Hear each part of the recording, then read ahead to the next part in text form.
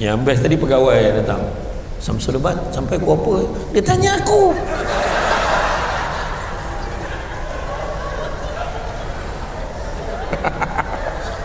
Dia tak perasan. Bertambah sedih aku kan, itu antaranya. Tak, dia stres kot. Dia nampak Samsul Debat sampai pukul apa kan. Dia tanya kat kereta tadi, ketuk cermin tu. Habis kau ingat yang sampai dalam kereta tu escort sampai dulu, Samsul Debat sampai kemudian. Kau ingat aku menteri ke apa? Kata.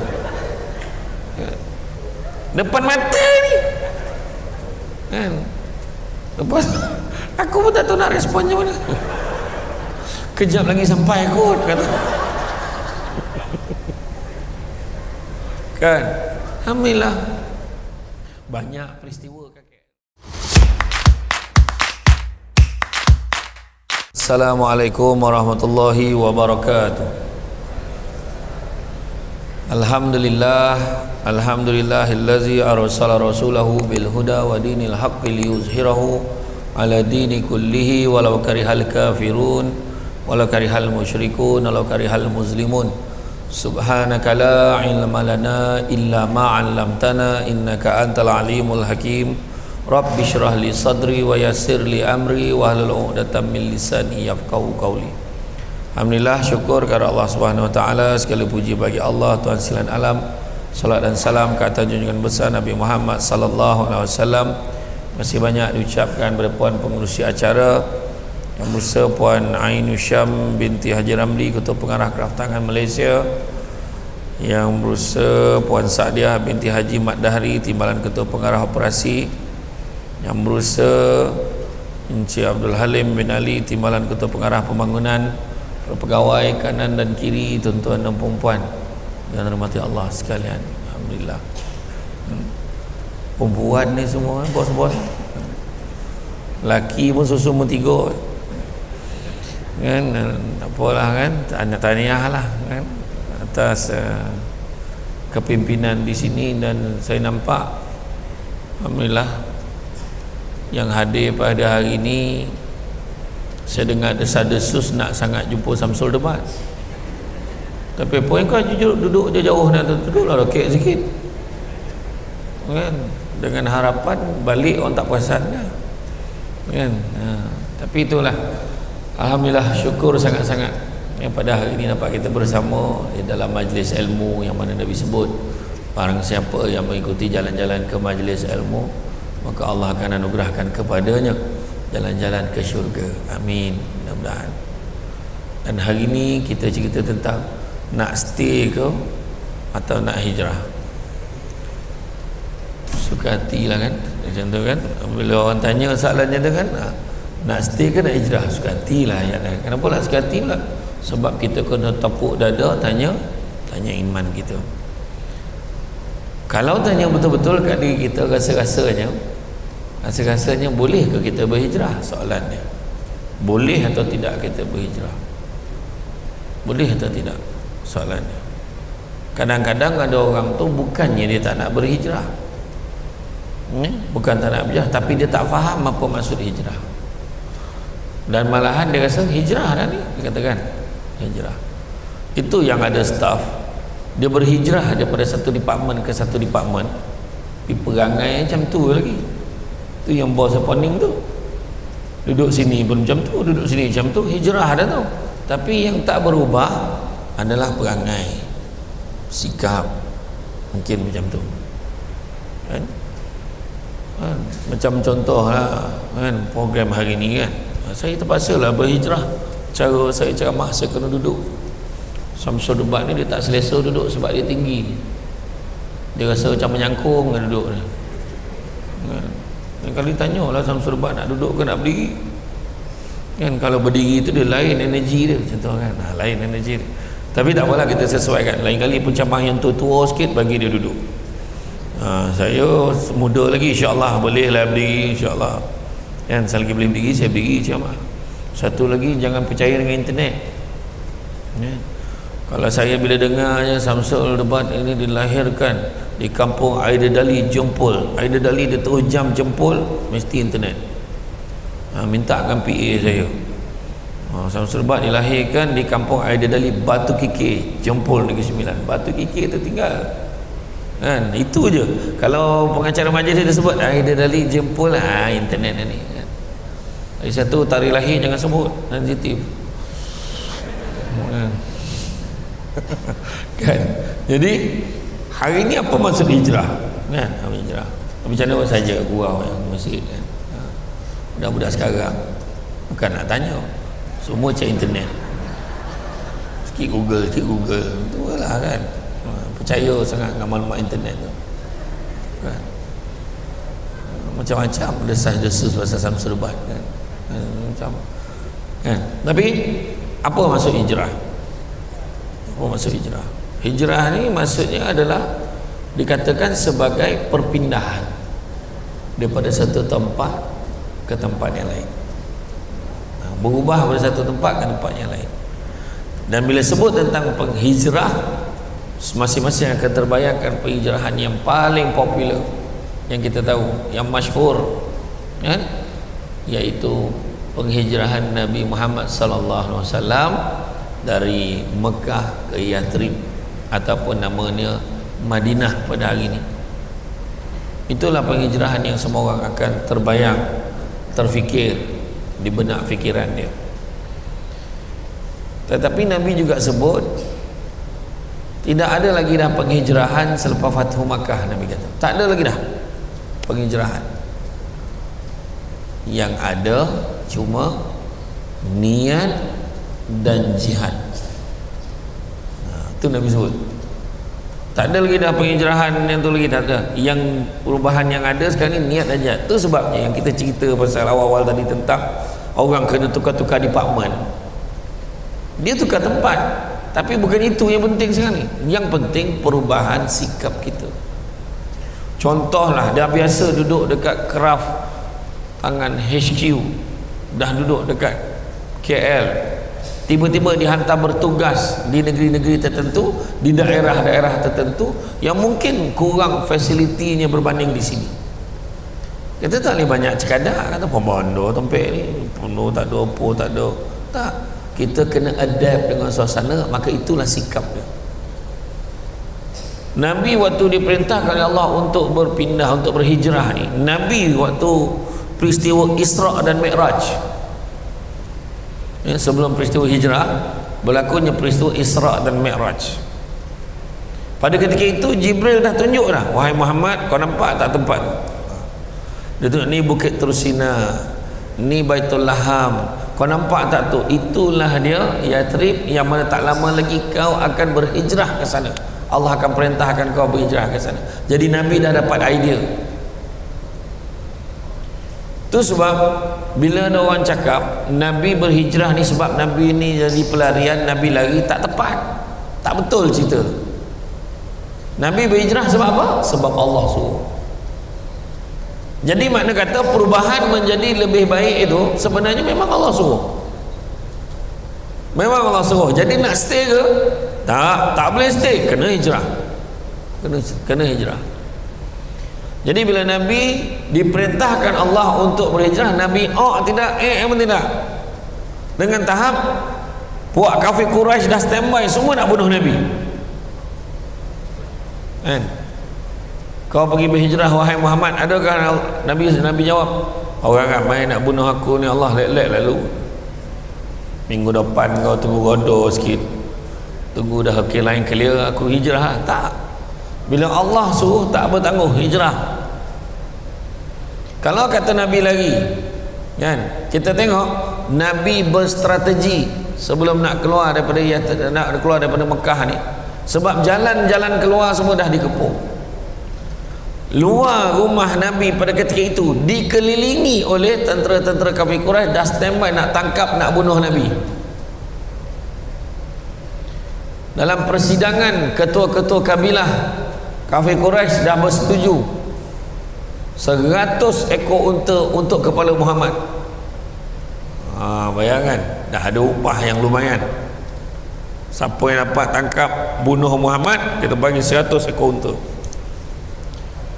Jadi dah standby dah ni kat luar. Tapi Nabi, adakah Nabi lari? Nabi ikut jam itu belakang? Tak, Nabi keluar macam biasa. Dan Nabi yakin bantuan daripada Allah. Bila Nabi keluar, tu yang tentera kafir Quraisy di luar, dia memandang tetapi dia tidak dapat melihat dengan izin Allah. Sayyidina Ali diminta untuk menggantikan tempat Nabi di tempat tidur, untuk gantikan Nabi. Cuba kalau kita nampak macam simple lah cerita tu kan, tapi kalau orang nak bunuh orang tu, ada orang nak bunuh dia, dia minta kita ganti tempat dia dalam rumah, rasa-rasa macam mana? Cerita sikit.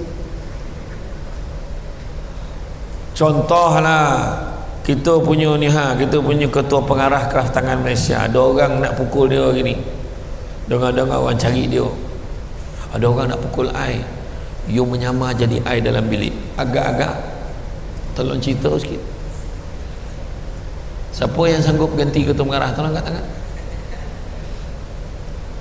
Kau tak nak ambil peluang naik pangkat ni, aku saja bagi peluang ni, tak ada siapa nak angkat tangan kan? Makna kebiasaannya tak nak kebiasaannya macam tu. Tapi Sayyidina Ali mahu. Sebab apa? Inilah salah satu sumbangannya dalam peristiwa hijrah. Yup.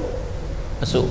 Bila Nabi keluar, tentera kafir Quraisy memandang tapi tak dapat melihat. Nabi siap ambil pasir, tentera kafir Quraisy itu tengah memandang, tak dapat. Nabi lalu depan. Nabi buat macam ni depan mata pun tak dapat. Nabi ambil pasir, tabur kat kepala dia tu sambil baca, wa ja'alna min baini aydihim saddan wa min khalfihim saddan fa ashaynahum fa hum la yubsirun. Biasa tak dengar ayat tu? Yang dibina tembok-tembok di belakang mereka, di depan mereka kan?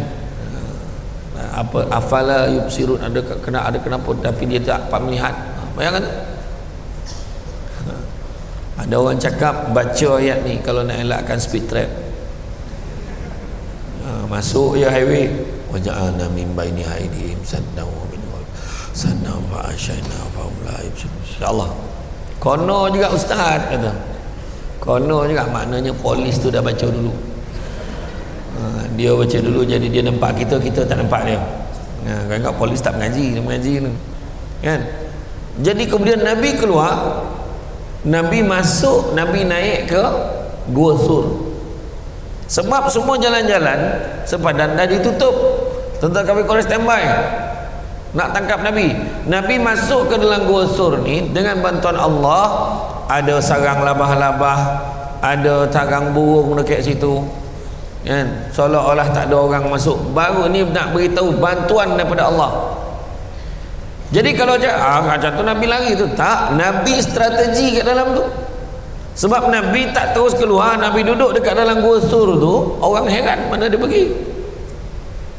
Kalau kata Nabi, apa bukti Nabi sebenarnya merancang nak duduk dekat Gua Sur tu? Bukan hanya tiba-tiba jomlah tu ada tempat lain kali, jom kita. Tak, Nabi dah plan. Kenapa?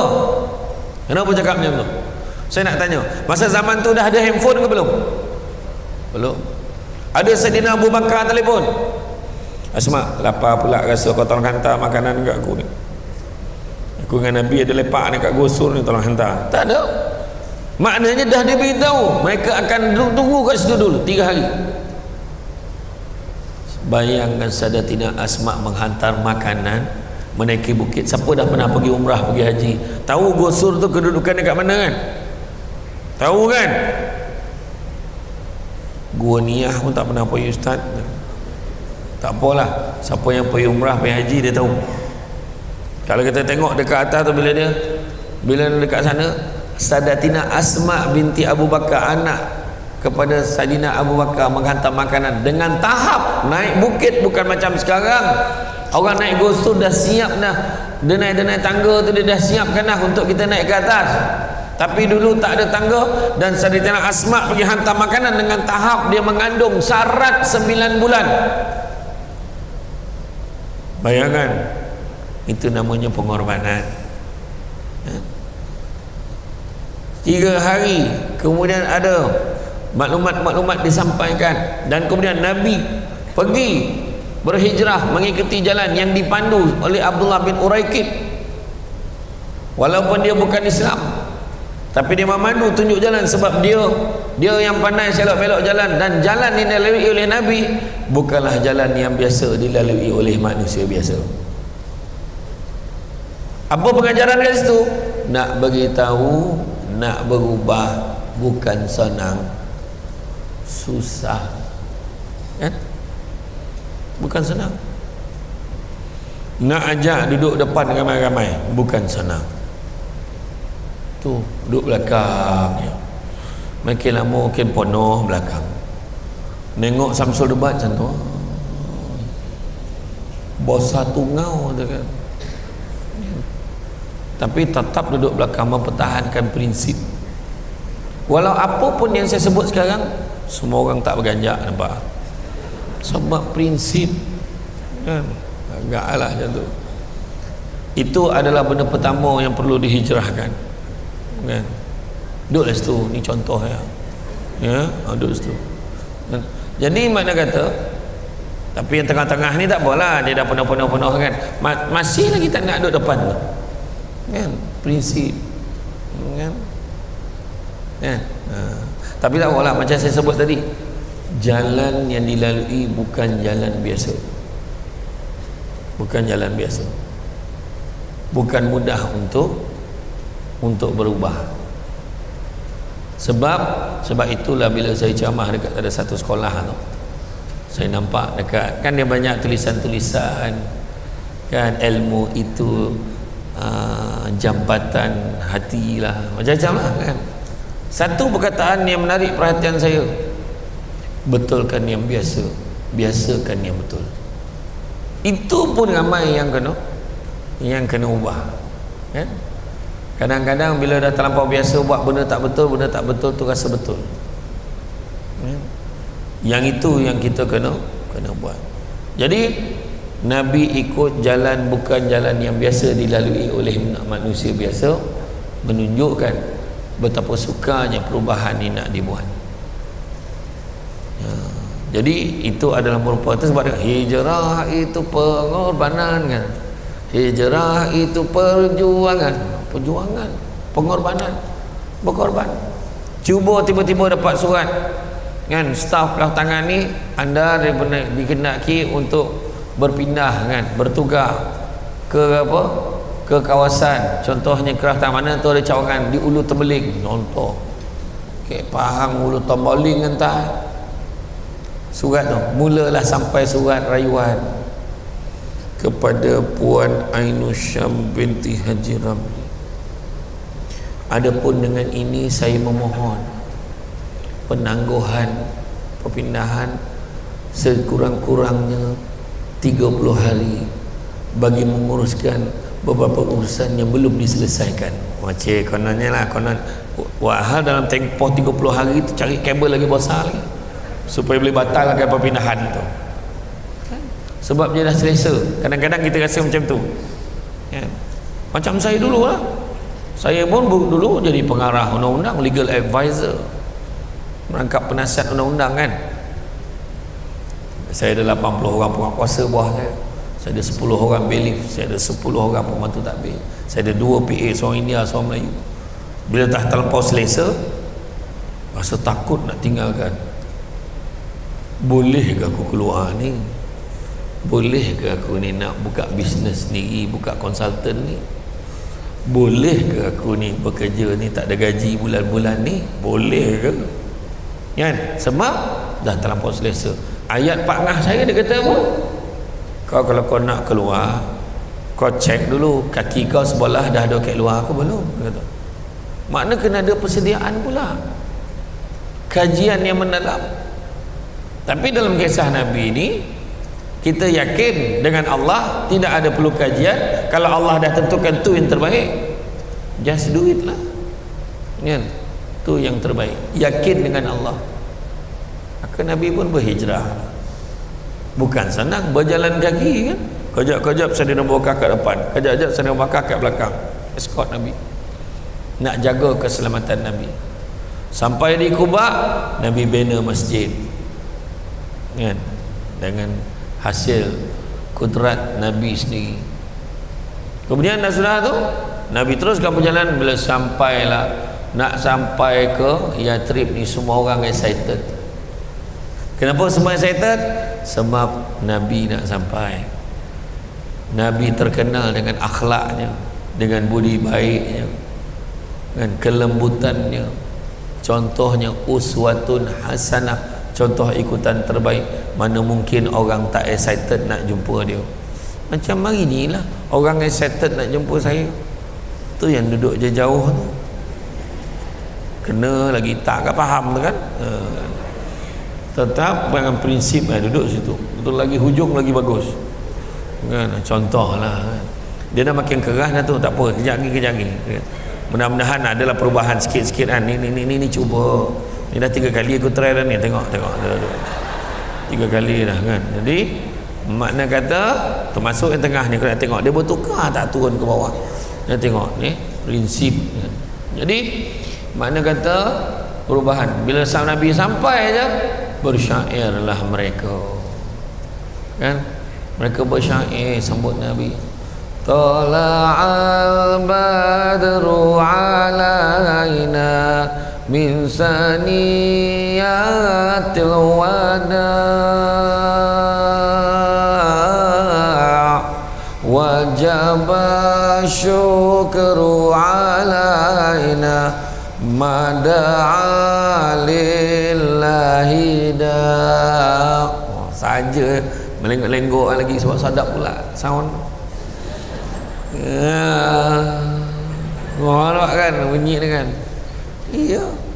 Tala'al badru alaina, telah datang bulan purnama kepada kami. Nampak tak? Bulan purnama dia gambarkan tu. Wajaba syukru alaina, maka wajiblah kami bersyukur. Bayangkan tu, syukur hijrah Nabi tu, perubahan. Kita kena berubah. Nabi kata tak ada lagi dah penghijrahan, yang ada cuma niat dan jihad. Niat tu sendiri pun susah. Contoh kalau saya sebut ni mesti ada perubahan pada muka orang lelaki. Niat pun susah. Contoh niat berhenti rokok, contoh. Nampak? Berubah. Tengok aku tak tahu ke pot isap rokok craft kat luar atau kat mana kan. Niat nak berhenti rokok, Allahu Akbar, suruh niat, bukan susah pun. Niat pun susah rupanya, apatah lagi jihad, perjuangan nak berhenti rokok tu lagi susah.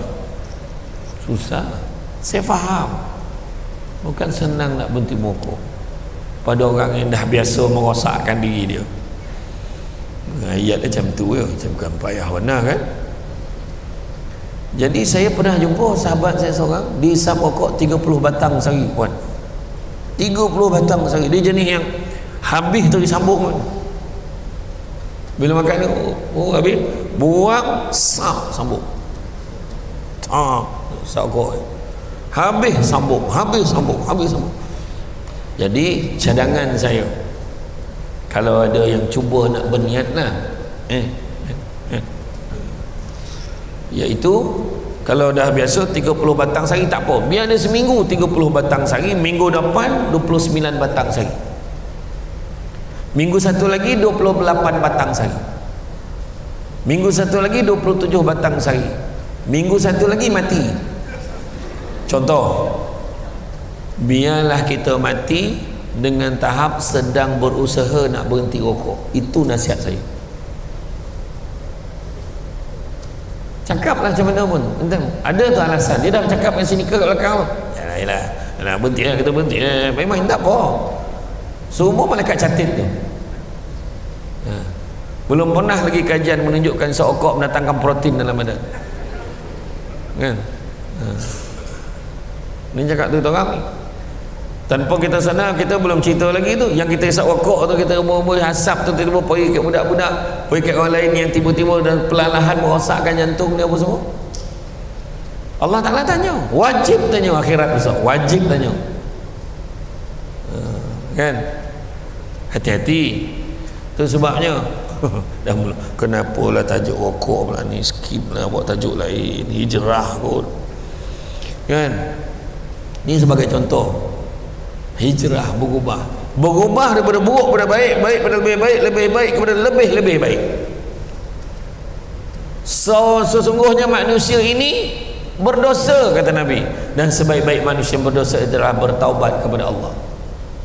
Dah biasa mengumpat, aku tak puas hati dengan KP kita. Pahal, kau bayangkan sekali naik pangkat, kenapa bukan departmen kita? Contohlah, contoh ngumpat tu, marah bos. Bukan dulu masa interview kerja, korang pernah cakap kan, aku paling tidak dapat kerja kraft tangan, jadilah aku tak minta apa dah lepas tu. Macam-macam lah kau minta bila dah kerja. Kenapa nak kerja kerajaan? Kenapa nak kerja kraft tangan ni? Kerja kerajaan. Kenapa nak kerja kerajaan? Terjamin. Asal terjamin pula? Boleh buat loan. Ilah. Kan? Tapi bila dah kerja, tak puas hati sana, tak puas hati sini, tak puas hati sini. Kan? Tu pun kena hijrah agak, kena berubah daripada seorang manusia yang gemar merungut kepada manusia yang bersyukur. Merungut aja. Seminggu sebelum raya merungut. Kenapa kita raya Selasa? Indonesia Brunei elok je raya Isnin. Apa lain kan anak bulan ni kita tengok? Buta apa? Marah. Sekali umum raya Isnin, marah juga. Kenapa raya Isnin? Dah confuse mana buluh mana lamang, tak sampai siap, dia kata. Macam-macam lah jawab kan. Ada je nak komplain. Dulu masa PKP dulu kan, sampai bila nak macam ni, anak ni kat rumah tak jadi apa, sampai bila nak tutup sekolah ni? Sekali umum sekolah dibuka, kenapa buka? Kes tinggi lagi. Kau nak apa pun aku tak faham. Yang penting komplain je. Kenapa buat camah pukul 9 awal sangat? Aku sebelum pukul 9, kau tahu tak aku sampai pukul berapa? Pukul 6:30 pagi aku dah sampai kat KL. Dan kau masih belum ready pukul 9. Nanti Ustaz ni, orang belum ada. Yang best tadi pegawai datang, Samsul Lebat sampai pukul apa? Dia tanya aku.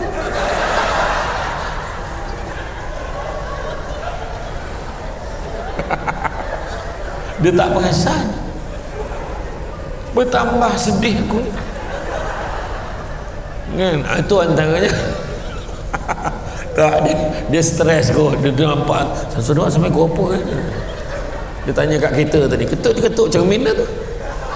Habis kau ingat yang sampai dalam kereta tu escort sampai dulu, Samsul Lebat sampai kemudian. Kau ingat aku menteri ke apa? Kata. Depan mata ni kan. Lepas aku pun tak tahu nak respon macam mana. Kejap lagi sampai kot, kata. Kan, alhamdulillah banyak peristiwa kat KL ni. Samsul Lebat dia berdiri Negeri Sembilan. Orang Negeri Sembilan ni tak biasa. Siapa orang Negeri Sembilan? Angkat tangan. Orang Negeri Sembilan ni tak biasa jam. Meninggal di dalam kereta tu kalau jam. Tu sebab aku heran orang yang balik Kelantan, Terengganu boleh jam 18 jam tu, macam mana hidup kau dalam kereta tu, ya Allah. Kau menetap tau, kau bukannya kau menetap dalam kereta kan, macam nak tukar alamat dah menetap kan. Betul. Tu sebab saya pukul 5 pagi dah keluar. Saya akan subuh dekat Sungai Besi supaya saya akan sampai awal. Tu memang cara saya tak boleh jam, tak boleh. Saya pernah kena dulu masa bulan puasa tahun sebelum PKP dulu. Ada sekali tu puasa jatuh hari Sabtu, hari Senin tu ceramah kat Istana Budaya. Saya jam dalam pukul 7 tu, pukul 7 tu jam dekat Sungai Besi pukul 7, nak ceramah pukul 9, sampai kat sana 10.30.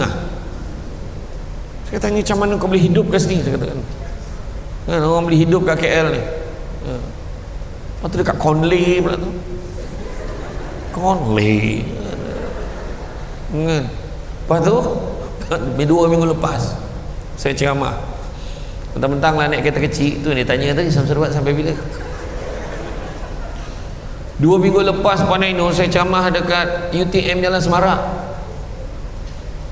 Dah habis ceramah tu, dekan tu bawa Ustaz, Profesor Madya Doktor, ikut saya, kita makan kat belakang, kita dah siap makan kat belakang. Okey ya, jalan kaki je Ustaz. Okey, jalan kaki dekat ya. Assistant saya bawa kereta. Kemudian makan dekat Hotel UTM Semarak and Residence. Hotel UTM and Residence. Okey, makan kat sana. Makan dengan serve dia, makan steady. Yang tim saya pula parking kereta dekat depan UTM tu lah. Bila keluar balik, nak balik kan, saya tak diri dulu, terima kasih banyak, nanti datang lagi Ustaz, jangan seri. Okey. Belum pernah dalam sejarah atau beli kami keluar, belum pernah dalam sejarah penceramah keluar kereta kena klaim.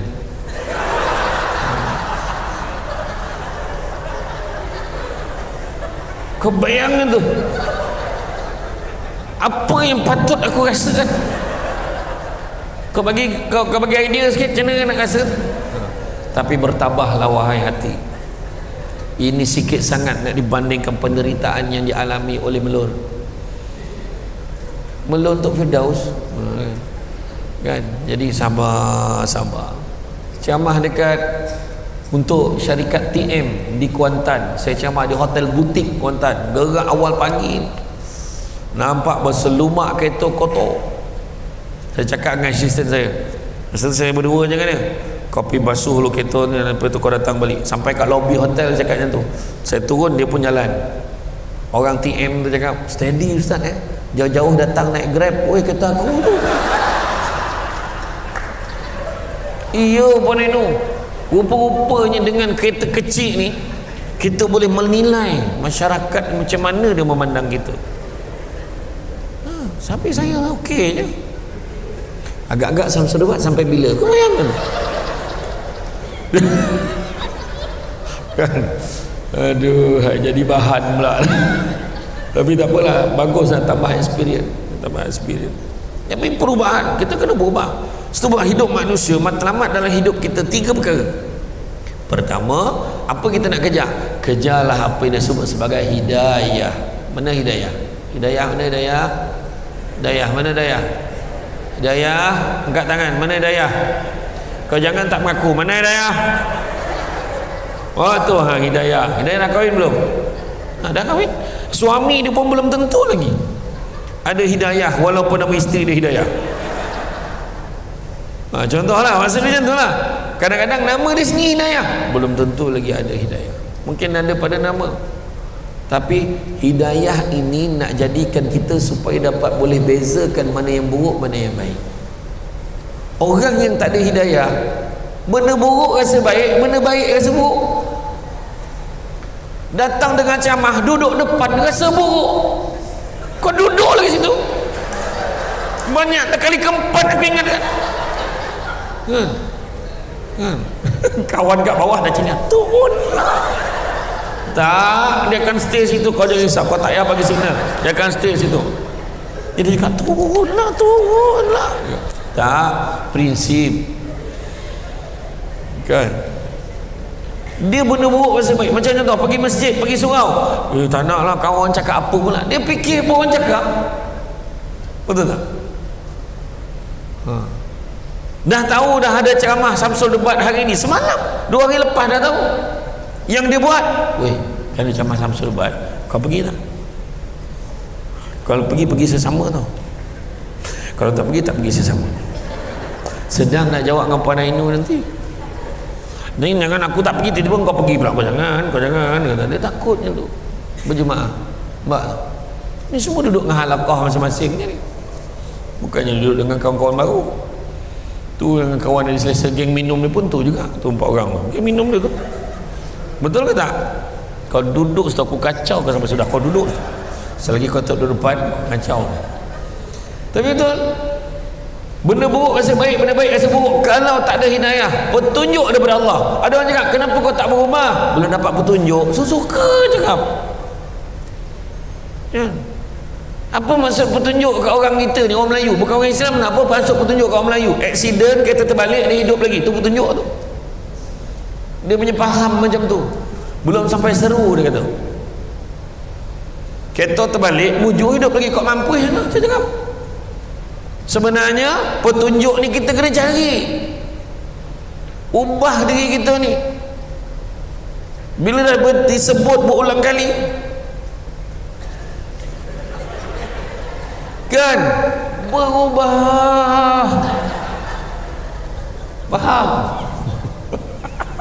Kan? Jadi makna kata dalam hal ini berubah ni bukan senang. Kena ada hidayah, petunjuk daripada Allah.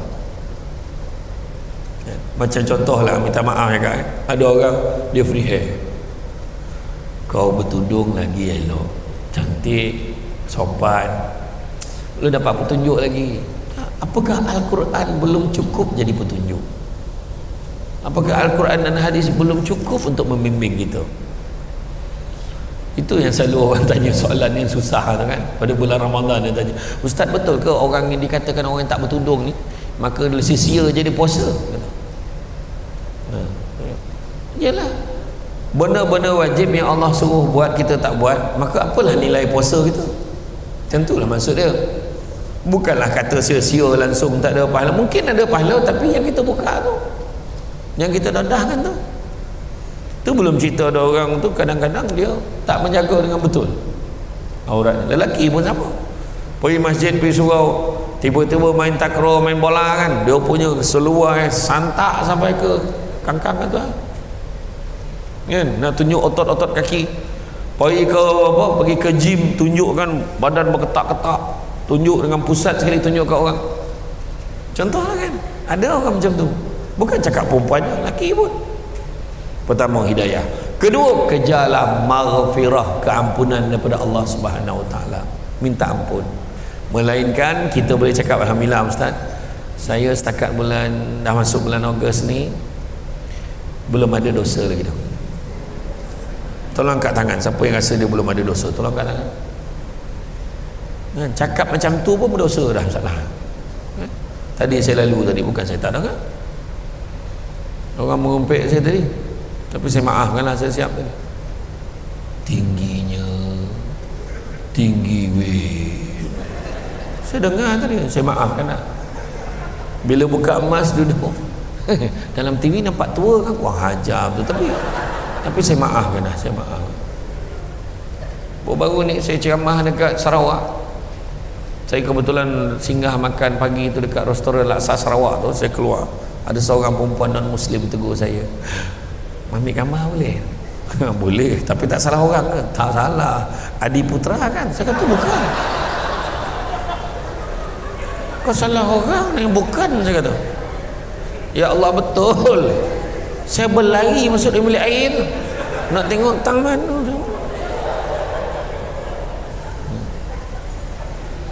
Lepas tu malam tu dekat Instagram dia tag saya, dia siap tulis tu, bukan Adi Putra, bukan Mat Kilau, bukan Samsul Yusof.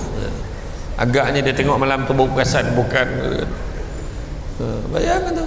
Tapi saya tak adalah terbawa-bawa sangat dengan benda tu, dah biasa. Masa tengah isi minyak itu lagi pula pelakon kan. Dia kata mana ada? Dia kata bukan. Dia kata ya pakai mask pun kita kenal lah. Dia kata, saya pun buka, saya siapa? Fatah Amin. Dia kata bukan. La ilaha illallah. Makin merayau-rayau orang ni bercakap lah. Penilaian dia orang ni berbeza-beza. Saya kata tolonglah, saya kata janganlah susahkan hidup saya macam ni, saya kata.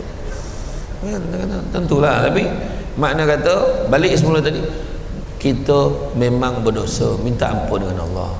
Kadang-kadang kita cakap tu kan kita tak sadar. Aku yakin bos ni memang benci dengan departmen kita. Betul. Siap yakin tu, aku yakin kata. Berdosa tak? Kalau betul, dosa. APC, tahu APC? Anugerah Khidmat Cemerlang. Pahdia dia. Macam dia seorang je kerja. Kita ni apa weh? Dia pengurusi pergerakan pekerja Malaysia. Kita ni siapa? Pahdia. Bukannya bos ni buat keputusan berseorangan dalam nak menentukan APC ni. Aku tahulah, aku pernah jadi pengarah. Dalam mesyuarat tu seorang cadang, nama dia ni okey tak? Oh tu lah, okey, tapi yang seorang pula pengarah bagi bincang. Tapi dia ni ada masalah juga dulu, seorang pegawai pula bagi cadangan. Sebab dia ni dulu pernah macam ni. Oh ya ke? Kalau macam ni, dia ni baru dapat. Dia ni baru dalam 3-4 tahun lepas dah dapat. Yang ni tak boleh. Dalam bincang-bincang, orang ni dapat. Tak boleh nak cakap apa. Kenapa kita bertikai kan? APC bukan apa sangat pun. Saya nak tanya, APC dapat apa? Pertama dapat apa? APC dapat apa pertama? Tak, jangan nampak sangat kau nak duit tu, sebut sijil. Kau iya pun kau dengan 1000 sebut dengan sabar. Bawa tenang. Duit tu iringan je. Yang penting sijil tu. Anugerah tu yang penting. Duit tu kejap-kejap habis, tapi sijil tu nampak sangat mata duitan. Sabar tu.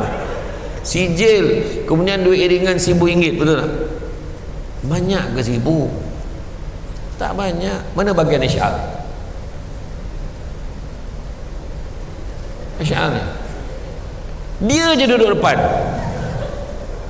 kan? Dah keras. Tadi ada terfikir nak naik atas ke dia tu kan? Tak jadi, dia keras duduk bawah. Kan kena bahan sampai duduk bawah. Bagian HR, dia dah nampak dulu dah senarai nama. Sulit dan rahsia penerima anugerah khidmat cemerlang tahun.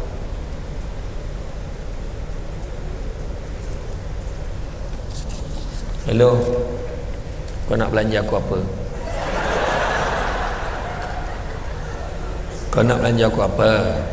Aku tak faham lah kau cakap apa ni. Ya, aku cakapnya kau nak belanja aku apa? Kau cakapnya. Kau cakap lo terang. Tanyalah, kau dapat APC tahun ni. Mana je kau? Senarai kat tangan aku ni. Wah, sulit dan rahsia atas tu. Ya ke weh? Ya, tahniah. Tapi ingat tau, jangan cerita dengan orang. Sebab ni sulit dan rahsia. Lepas tu semua orang tahu tak? Semua orang tahu. Berbunyilah mulut anak-anak ikan. Bila nak manja. Itu yang muka dia bila naik atas pentas pegang sijil tu dengan Puan Ainu tu, muka tak elok tu. Sebab modal dah banyak keluar kan? Ingat tu. Contohlah, bukan banyak sangat tu sebabnya saya selalu cadangkan buat perubahan. Banyak agensi di Kuala Lumpur dan Putrajaya dah dengan nasihat saya waktu hari kita bagi APC, kita tambah anugerah-anugerah lain supaya orang tak terasa sangat dia tak dapat. Contohnya anugerah markah SKT 90% ke atas pun dapat sijil. Walaupun dia tak naik pentas pun tak apa, dah siap frame letak atas meja dia. Balik dia sangkut tiap-tiap tahun. Ui, banyak tak sangka mama pun dapat A markah kerja mama. Kampung Lonek tu mama tu. Tak padan dengan kampung mama. Iya. Kampung mana? Simpang Renggem. Mama. Iya. Tak kisahlah mana kan. Oh, mama dapat A. Memanglah mama bukan hanya belajar tau. Mama kerja pun mama kerja sungguh-sungguh. Cik, nampak tak? Lepas tu anugerah tidak pernah MC tahun dinilai. Tak pernah MC pun dapat sijil. Masa tu puan dia muntah darah pun kerja. Kau pergilah balik dah muntah darah macam ni, kau pergi balik. Nanti tak dapat sijil. Macam tu sekali lah. Lepas tu dapat apa? Dapat anugerah tak pernah punch card merah pada tahun yang dinilai. Abah dapat sijil bang, tak pernah punch card merah tahun dinilai. Maksudnya apa bang? Maksudnya abah kau tak pernah lambat. Biasa tengok abah lambat ada caranya. Wah, ajar tu kurang asam betul. Kau dah lambat, kau ajar pula budak tu caranya kan? Itu yang tak boleh buat tu. Jadi makna kata kan, tak ampun pada Allah banyak-banyak kan, kita buat dosa dan sebagainya, mengumpat, mengata. Sudah, buang 3 sifat dalam organisasi. Apakah sifat dia? 3 sifat dalam organisasi yang kita kena buang. Apakah dia? Jangan ke mana-mana, kita jumpa lagi selepas ini. Sebiji Canam TV kan? Ambil yang ketiga, saya akan masuk yang tu kemudian. Yang ketiga apa? Yang ketiga yang kita kena cari adalah rahmat daripada Allah. Hidayah, maghfirah, rahmah. Hidayah petunjuk, maghfirah keampunan, rahmat daripada Allah. Rahmat ni apa? Rahmat ni adalah merupakan satu tiket daripada Allah. Allah bagi kat kita untuk kita boleh masuk dalam syurga. Dan nak dapat rahmat Allah tak ada cara lain, caranya kena ibadah banyak-banyak. Saya kerja ustaz, macam mana nak ibadah banyak-banyak? Jangan lupa dengan tajuk bekerja sebagai suatu ibadah yang pernah kau panggil penceramah sebelum ni. Pernah kan tajuk tu? Bekerja sebagai satu ibadah. Pernah tak? Pernah. Bekerja sebagai satu ibadah ni tak susah pun. Benda baik diizinkan oleh Allah, niat kerana Allah, dapat pahala ibadah. Saya ulang balik, benda baik diizinkan oleh Allah, niat kerana Allah, dapat pahala ibadah. Sekali lagi kita cerita tentang niat kerana Allah. Tu yang hari ni kita datang ni, siapa yang niat kerana Allah dapat pahala ibadah. Siapa yang datang hari ni, aku dapat selfie jadilah. Contoh, nak selfie dapat pahala juga dengan ceramah, dapat, tapi tidak sebanyak pahala ibadah. Mana? Saya tak ada hal, boleh nak ambil gambar, ambil lah gambar togak RM10, gambar RM50. Kan?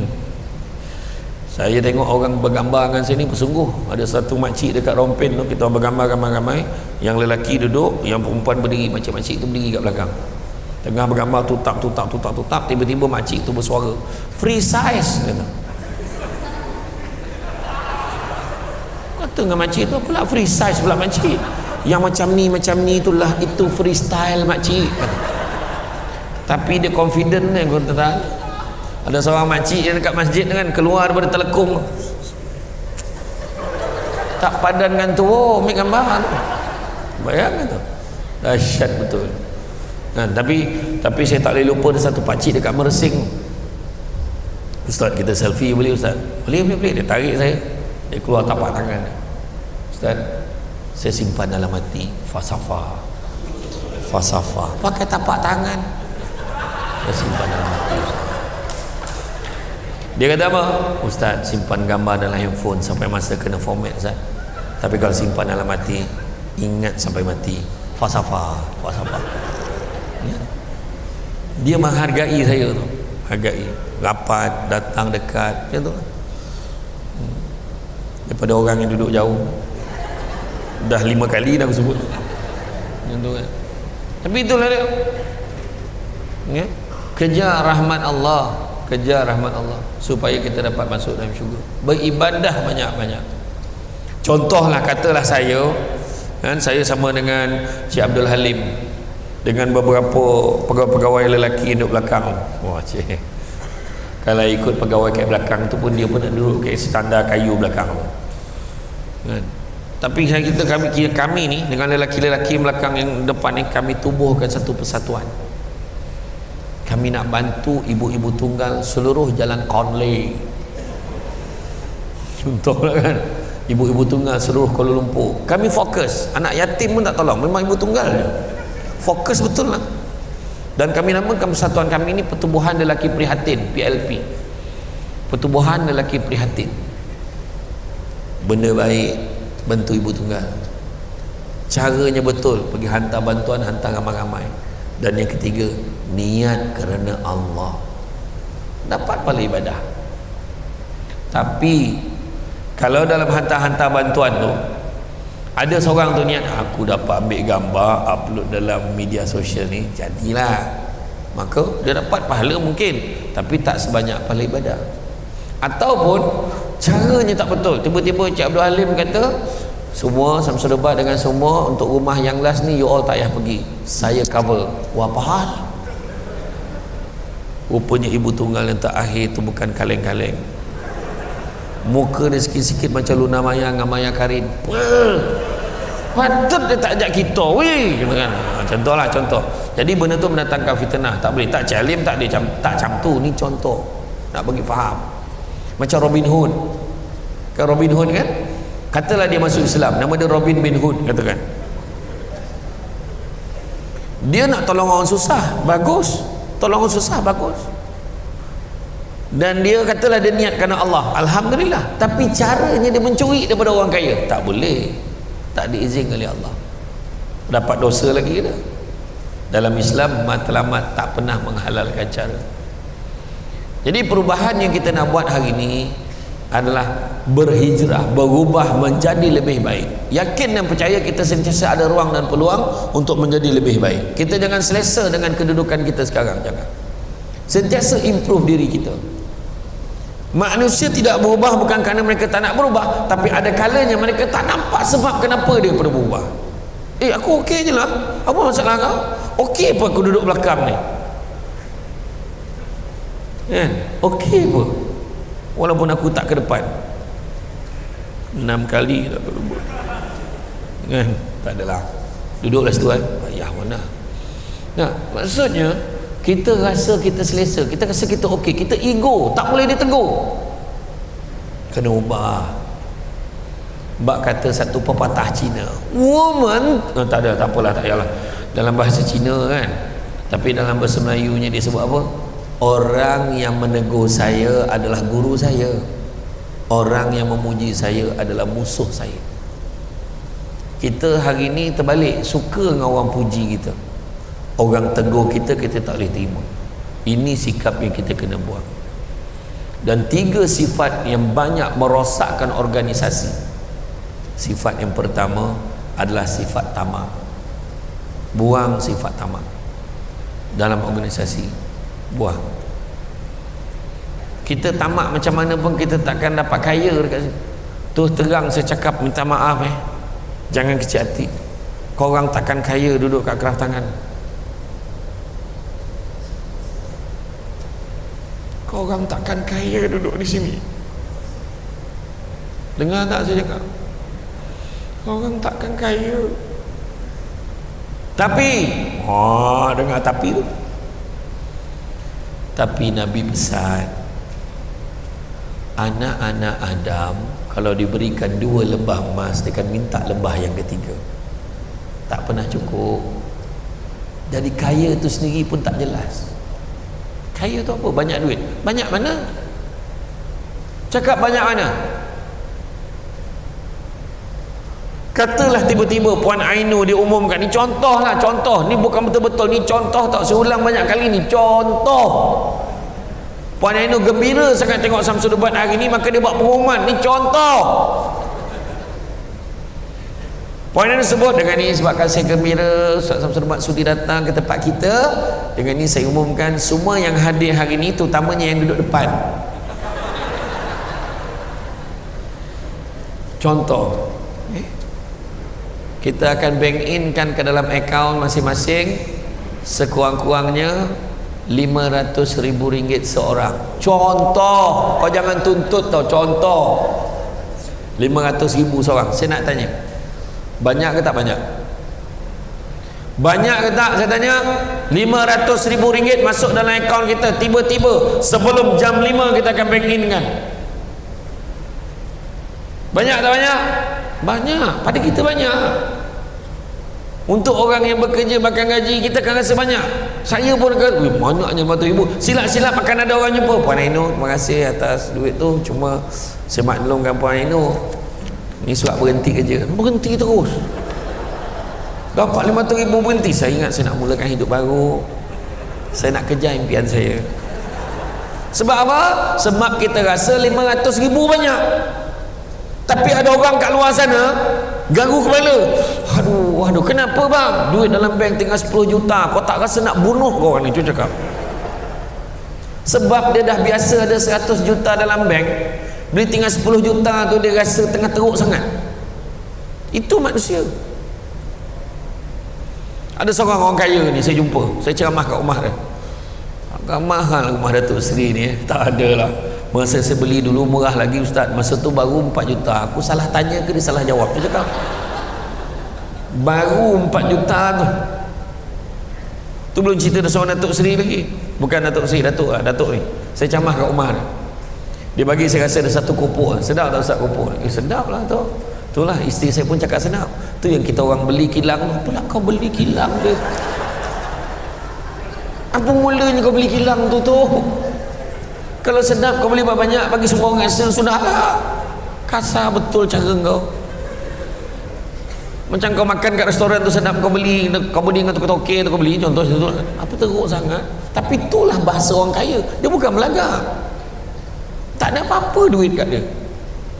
Kita ni 500,000 siap berhenti nak melancong. Ada orang tu, aku dapat duit KWSP aku, pencen, aku tak payah fikir apa dah, aku nak relax dengan bini aku, berehat 2 minggu daripada dia pencen tu, pegang senapang depan bank, jadi pengawal keselamatan. Bukan saya hina carrier tu, tapi dia cakap dia nak bersara, nak rehat. Kenapa? Tak cukup. Sebab saya beritahu tadi, Nabi pesan cari rezeki yang halal, sesungguhnya yang halal itu cukup buat kamu. Dan Nabi sebut manusia yang paling kaya adalah manusia yang merasa cukup dengan apa yang dia ada. Itu sebab saya kata tadi awal tadi, kita takkan kaya, tapi Nabi sebut manusia paling kaya adalah manusia merasa cukup dengan apa yang dia ada. Kita duduk dekat dalam ni, kita duduk atas ke bawah ke, nak beritahu satu benda je, kita ada kerja. Seorang saja berhenti, jumpa Puan Ainul, saya nak berhenti, kosong je jawatan, 3 bulan notis. Sementara tu Puan Ainul suruh bagi iklankan jawatan ni, iklan jawatan, beribu orang minta jawatan yang sama.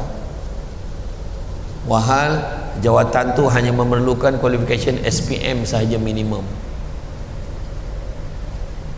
Nak beritahu apa? Nak beritahu kita kena belajar mensyukuri nikmat yang kita ada. Usah kita mengejar kaya, tapi kejarlah bahagia, kerana satu hari nanti kita akan sedar bukan semua perkara boleh dinilai dengan harganya. Deep tak? Kan? Deep kan? Akhirnya baru kita tahu. Tanyalah orang-orang, appreciate kerja. Ini keluar je notis mulai berapa hari bulan, semua staf tidak boleh benarkan begini-begini, semua staf hendaklah begini, hendaklah ikut syarat-syarat begini, 1, 2, 3, 4, 5, zap, sign, Puan Ainul Syam, zrap, ketua pengarah. Korang yang muda-muda ni buatlah, akak dah nak pencen, kita orang ayat dia, ayat biasa. Kita pun baca balik dekat notis tu, tak ada pula tulis untuk yang nak mention, tak payah, abaikan notis ni, tak ada pula, ayat biasa kan? Kita kena buat perubahan, adapt. Kita kena belajar untuk menghargai dan bertanggungjawab dengan tugas kita. Jangan sibuk menyalahkan orang. Ibarat bangau, oh bangau, kenapa bangau kurus? Kenapa bangau kurus? Kenapa bangau kurus? Ikan tak timbul. Kenapa ikan tak timbul? Rumput panjang. Kenapa rumput panjang?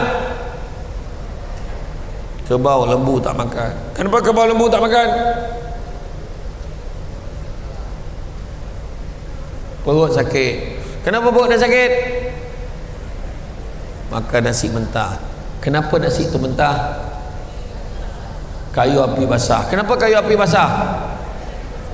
Hujan turun kenapa? Katak panggil. Katak panggil kenapa?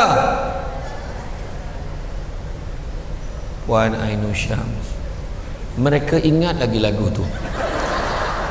Saya saja cuba tadi bergeria, kelip mata dia nak ingat, lepas ni apa.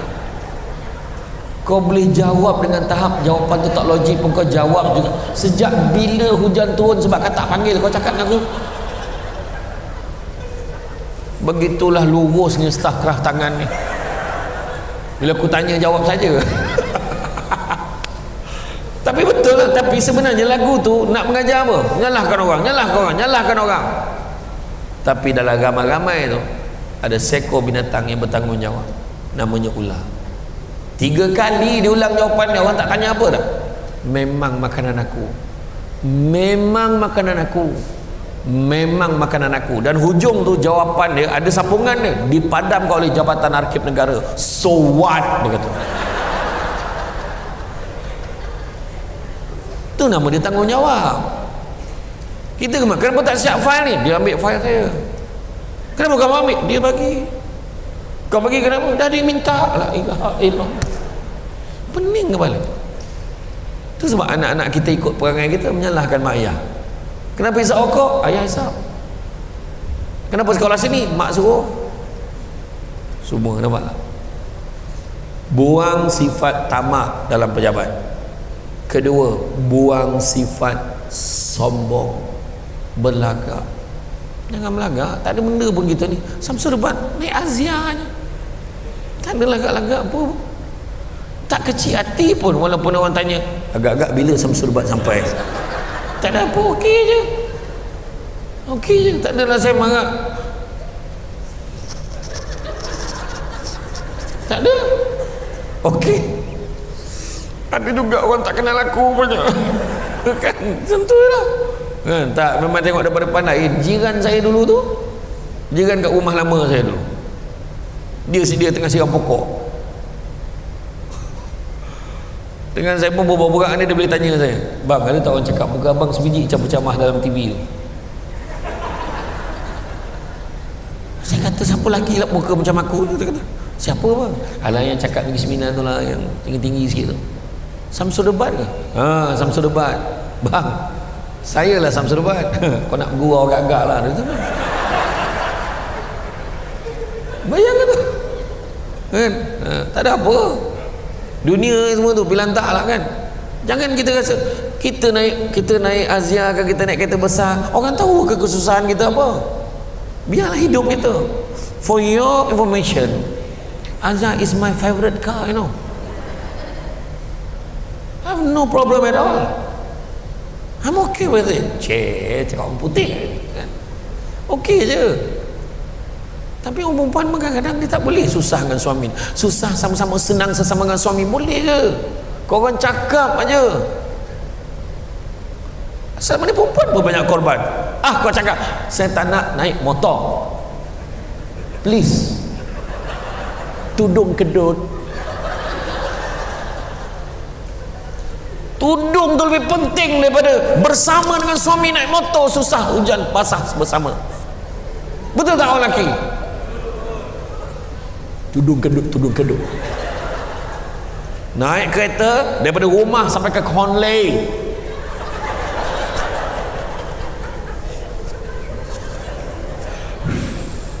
siap tiup.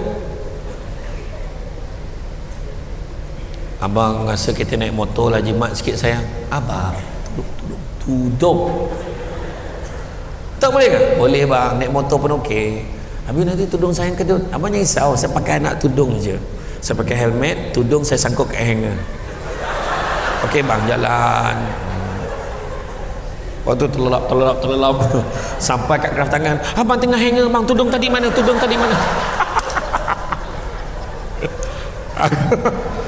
Kan?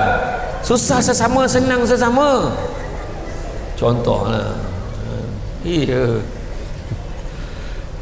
Jangan kita sombong, jangan kita belagak. Tak kisahlah siapa kan.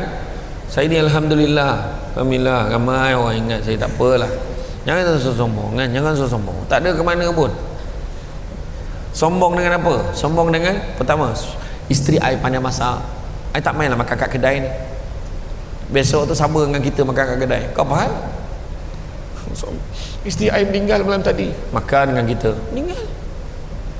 Suami I bagi 2K sebulan, you ada? Oh mak, suami I bagi 2K sebulan, you ada? Malam tu suami tu mati tercekik sedu. Abang, tercekik sedu, mati. Dia tengah makan, dia joget, tercekik sedu tu, mati. Hilang 2,000 sebulan. Faham tak? Jangan belagak-belagak. Rumah besar dulu kita nampak dekat KL, kita nampak kat Shah Alam, kita nampak, besar rumah ni, aku kalau ada duit aku nak buat rumah macam ni. Saya pernah cakap macam tu. Tapi hari ni orang tak peduli dah rumah yang sama tu, sebab dah berlambak rumah yang baru, yang lebih cantik, lebih terkini desainnya. Ya. Dulu tudung, orang berlagak dengan tudung yang pakai scarf tarik. Kan ada yang gelung-gelung yang kau tarik tu. Kan? Betul tak? Sekarang macam-macam nak pap, tarik, sap, pap, lapak, lampu, sap, tarik sini, pap. Mana letak ni, mana letak ni, sap.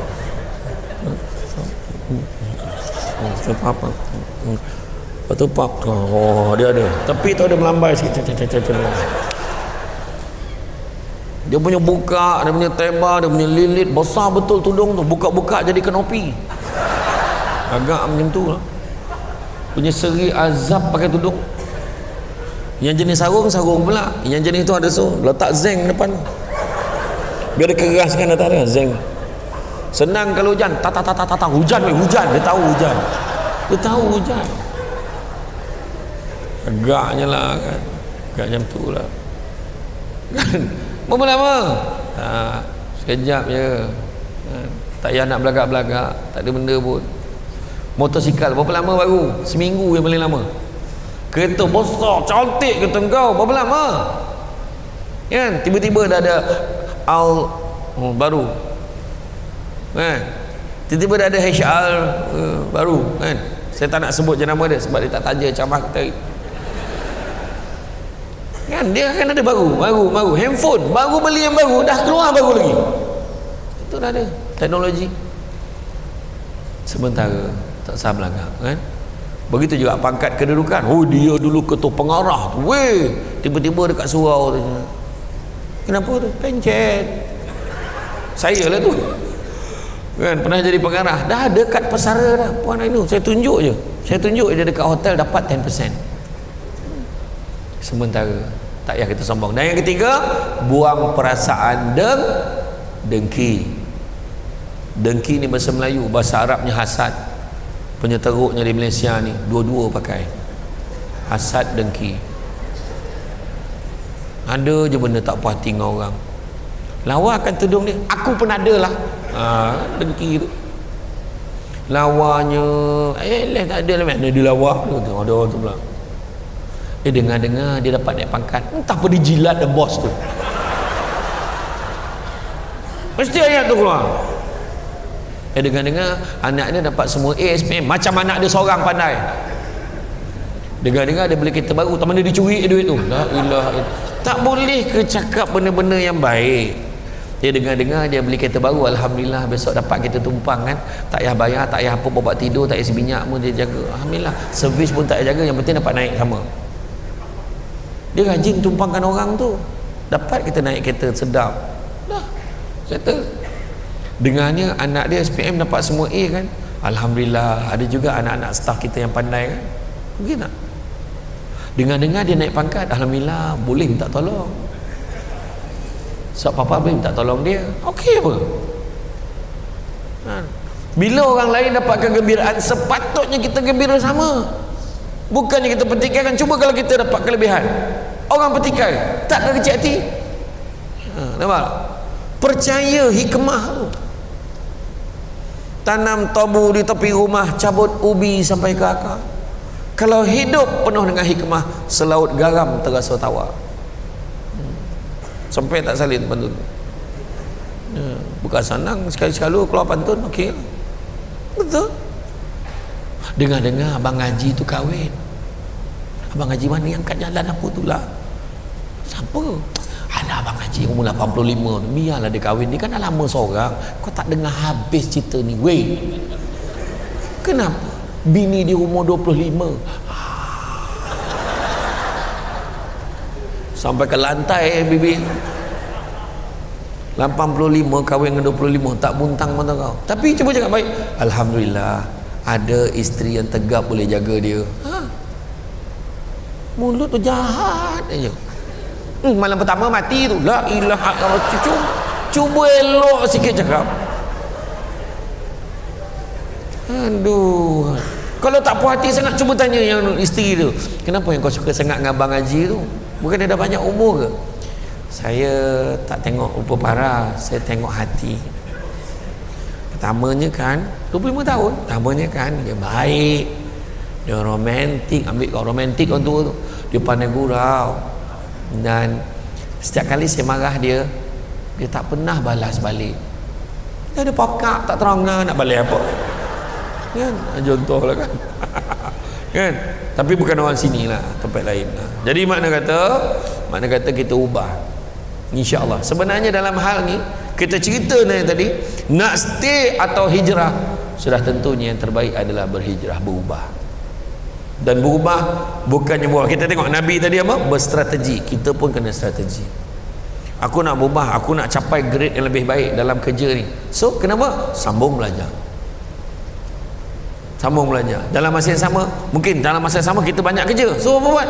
Buat part time. Tak ada masalah. Yang penting ilmu. Cantik tolok, pantainya landai, tambik perahu tepi kuala. Biarlah buruk kain dipakai, asalkan penuh ilmu di dada.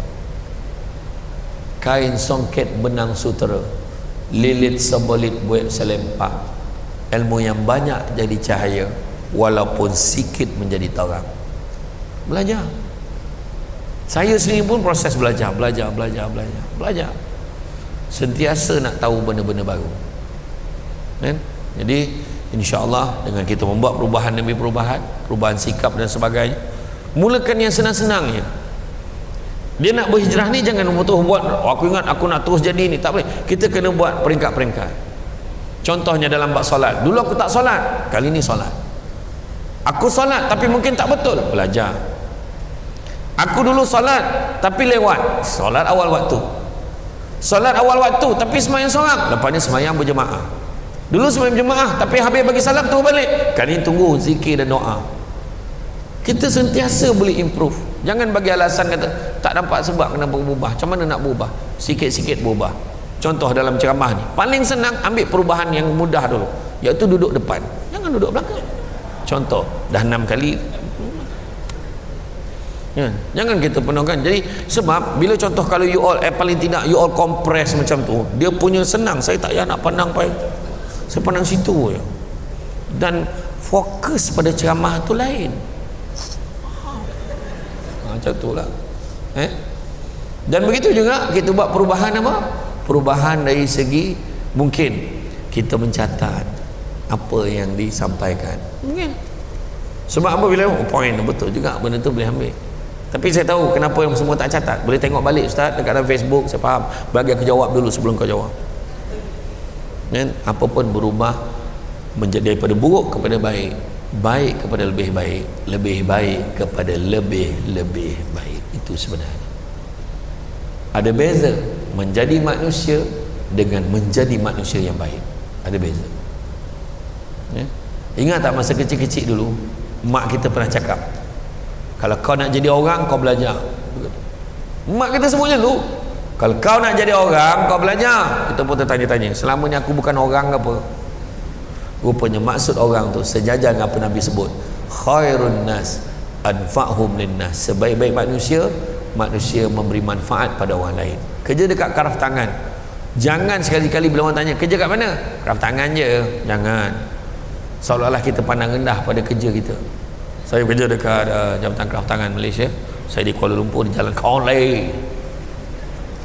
Bangges plural. Bangges. Bangga tu dengan plural bangges.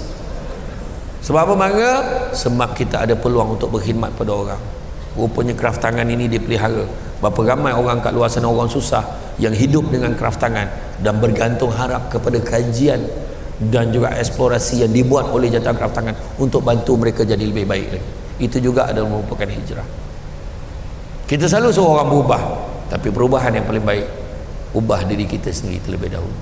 Barulah kita boleh mempengaruhi orang lain untuk turut sama buat perubahan. Okey? Jadi minta maaf, saya ni banyak gurau. Ngusik kau tak ngusik tak boleh. Memang saya ngusik, tak ada saja. Duduk kat situ sampai saya dah balik, kau duduk situ. Tak ada masalah tu dah. Kan?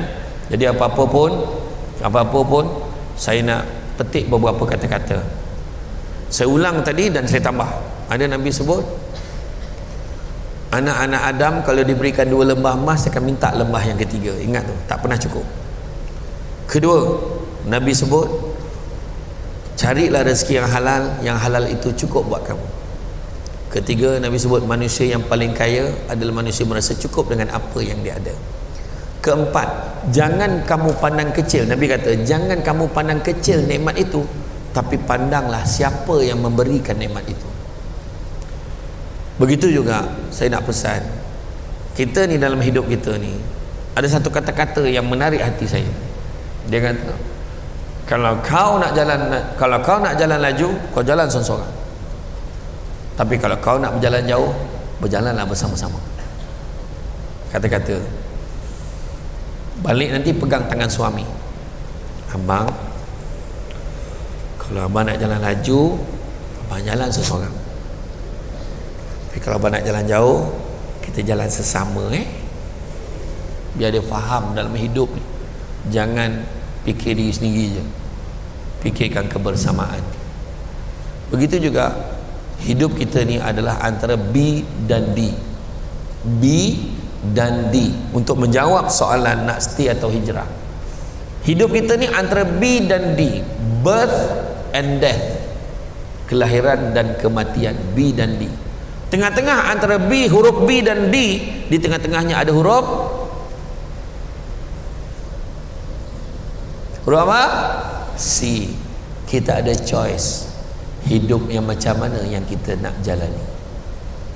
Kalau kita nak selesa dengan sikap kita yang tak berdisiplin, nak selesa dengan hidup kita yang tak ada fokus, nak selesa dengan hidup kita yang tak bagi komitmen, teruskan. Maka usahlah dikesali. Kata Dan Zadra seorang ahli falsafah, dia kata orang yang hebat tidak menanti sesuatu menjadi hebat, tapi dia yang akan menjadikannya hebat. So terpulanglah pada anda semua. Jadi tuan-tuan dan puan-puan sekalian, itu saja daripada saya. Bak kata orang, sepandai-pandai tupai melompat, akhirnya jatuh ke tanah jua. Walaupun perkongsian sudah tamat, mudah-mudahan meresap ke dalam jiwa. Cantik dipandang rumah penghulu, kayu terukir dari papan. Alang-alang menuntut ilmu, sebutir pasir kembangkanlah menjadi intan. Budak-budak membawa galah, nak menjolok buah berangan. Kalau ada silap dan salah, dikata tidak, dicaci jangan. Tenang-tenang air di laut, sampan kelok medik ke Tanjung. Hati terkenang mulut menyebut, jasa baik pihak raftangan menjemput saya hari ini, rasa nak junjung.